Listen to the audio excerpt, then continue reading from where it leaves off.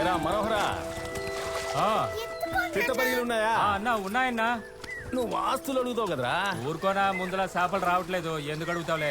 మరే కాలవల్ల మందులు కలిపి నీరు పడితే ఇక చేపలు ఎక్కడ దిగుతాయి, సచ్చేది వెళ్తాయి. సరే చూడు, 2 పిడికిలే రే పట్రా. నాన్న వీటిని తిన్న పాపం కాదా?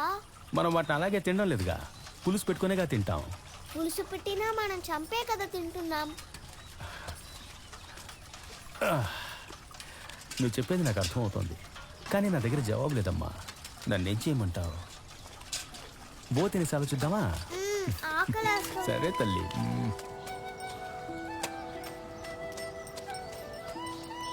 కొట్టుకు వెళ్ళాలంటే ఒంటరిగా వెళ్తారు, గుడికి వెళ్ళాలంటే ఒంటరిగా వెళ్తారు, ఊరి మీద తిరగడానికంటే ముందొచ్చి నిలబడతారు.